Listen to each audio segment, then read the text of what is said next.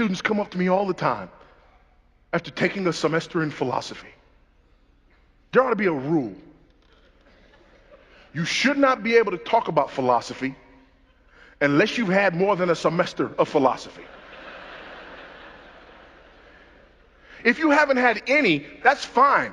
Talk away. But if you've had a semester, you are messed up. You'd be better off just not taking it at all. And they'll come up and they'll say things to me, and they've thought these things out.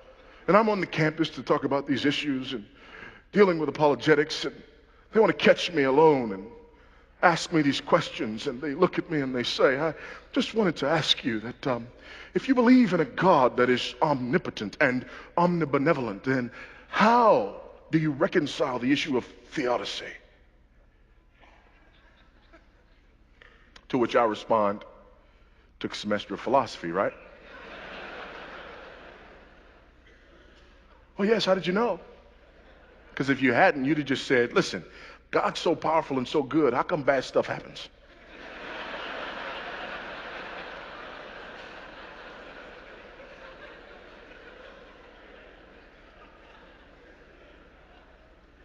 But I'm not going to answer the question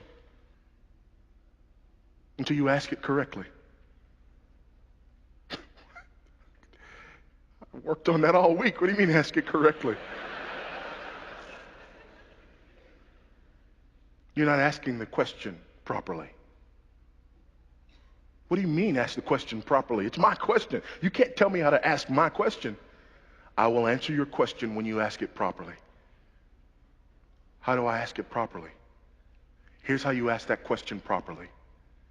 You look me in my eyes and you ask me this. How on earth can a holy and righteous God know what I did and thought and said on yesterday and not kill me in my sleep last night? You ask it that way and we can talk. But until you ask the question that way, you don't understand the issue. Until you ask the question that way, you believe the problem is out there. Until you ask the question that way, you believe that there are somehow some individuals who in and of themselves deserve something other than the wrath of Almighty God. Until you ask me the question that way, until you flip the script and ask the question this way and say, why is it that we are here today? Why has he not consumed and devoured each and every one of us? Why, oh God, does your judgment and your wrath tarry? When you ask it that way, you understand the issue. When you ask it the other way, you believe in the supremacy of man. How dare God not employ his power on behalf of almighty man? You flip the question around. You believe in the supremacy of Christ. How dare I steal his air? Because the last breath I took, I borrowed it from him. And I'm never going to give it back. When you borrow something and never give it back, you're stealing.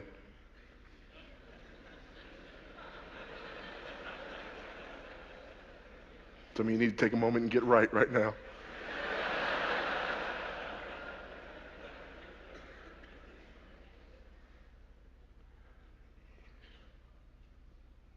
The problem is me.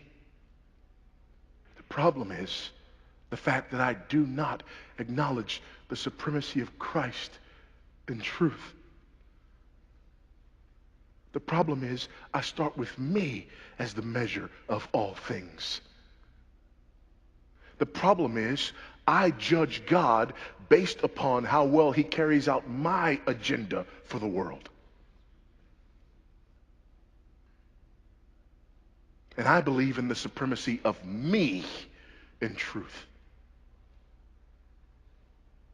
And as a result, I want a God who is omnipotent but not sovereign.